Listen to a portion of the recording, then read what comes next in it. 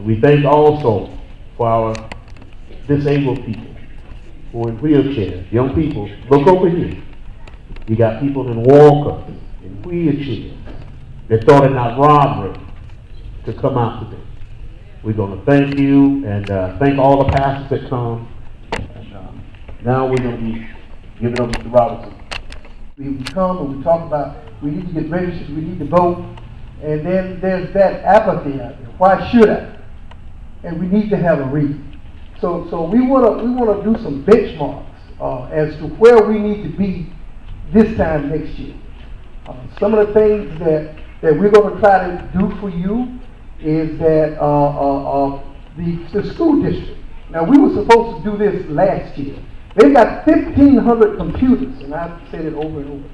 And for some reason, the first of last year, I guess it was going into the voting time, when we were supposed to kick off this thing about getting computers to the community, to those that need it, because education is the key to everything. So we're going to appeal to the school district. Again, school district, they've got 1,500 unused computers that's sitting in a storage area that the school district that you are paying for doing nothing, where they can go to our kids. After 10, 15 years, what can they do with them? Just throw it away. But they can be used. My wife and I have gotten a contract with Microsoft. If we had a chance to get those computers, we could get the software to go on those computers. We work with them enough now that we're pretty much computer savvy. We can kind of fix them and give them to our youth. Now we gave Cumberland Church gave away through Francis Marion. We got a grant through Francis Marion. We gave away 11 computers a couple of weeks ago. And these are things that we need to do. So we want to make sure that we want to at least say we've given away 100 computers by this time next year to needy families. That's one benchmark that we want to make. The other one is that we are drastically trying to create redevelopment within this area. Now, I've tried so many times through city council, and every time I come up with some kind of something the way Ed Robinson did this and he did that, and had I done all that stuff that they say that I did, I'd have been in jail a long time ago. But see, it was just an effort to try to kill the dream. Now, I've got a dream, and then so I decided that I ain't going through city council no more.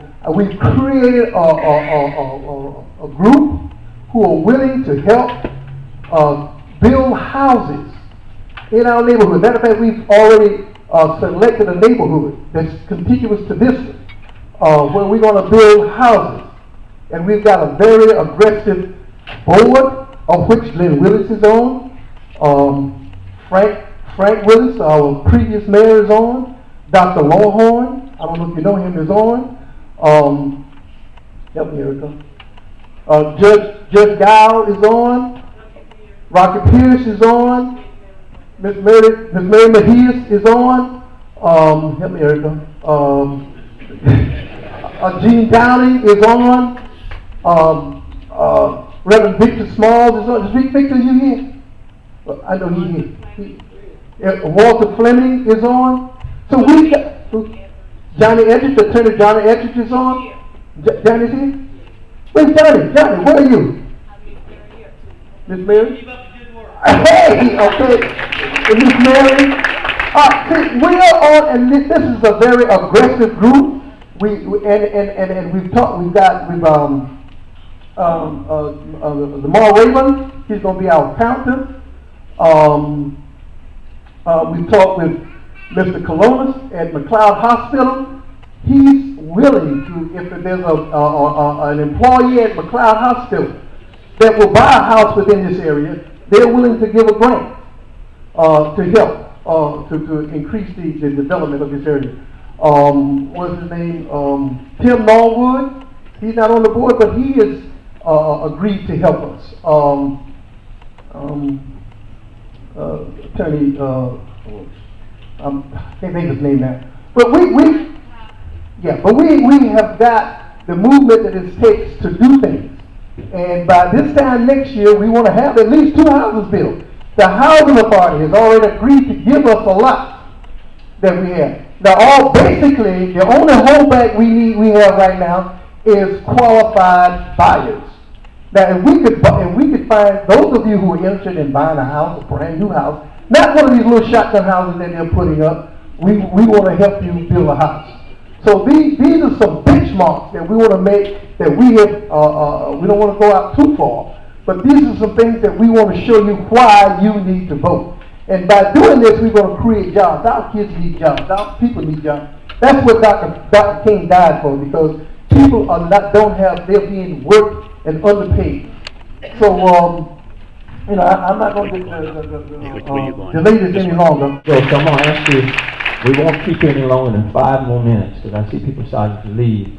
But we want to do this. One of the things that I want to also commend Councilman Robinson on is that Councilman Robinson and I have spoken often over my 17 years here, and I'm kind of like Billy. While Ed and I may not always agree on things, we're never disagreeable with each other. Thank God for his leadership and the kinds of things that he brings to the forefront. Play something for us.